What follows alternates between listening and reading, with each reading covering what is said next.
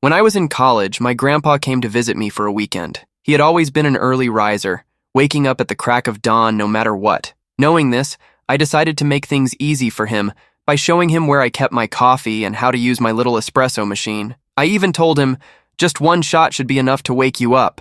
The next morning, I woke up to an unusual sight.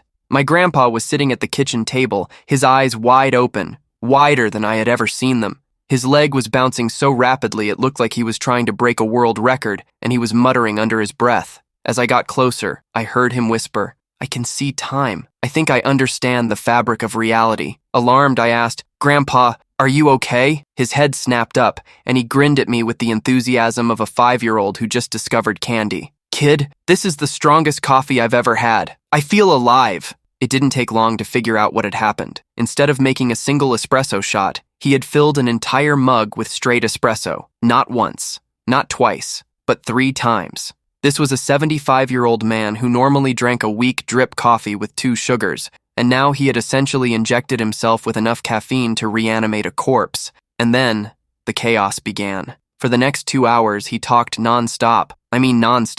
He jumped from topic to topic at a dizzying speed. At one point, he delivered a surprisingly detailed theory about how squirrels were secretly running a shadow government in the neighborhood. Think about it. They're everywhere. They communicate in a secret code. And have you ever seen a baby squirrel? No, because they're plotting something. He then spent 20 minutes trying to prove he could do jumping jacks faster than I could blink. Spoiler alert, he could not. And then, as suddenly as it all started, he crashed. Hard. One moment he was pacing the room, explaining how he had unlocked the secrets of the universe. The next, he was sprawled face down on my couch, snoring like an old truck engine. About an hour later, he finally stirred. He blinked up at me, looking slightly confused, then muttered, "I think I fought God in my dreams." I lost it. I was laughing so hard I could barely breathe. To this day, that moment remains one of my favorite memories of him. Grandpa might not have uncovered the mysteries of time and space that day, but he definitely gave me a story I will never forget.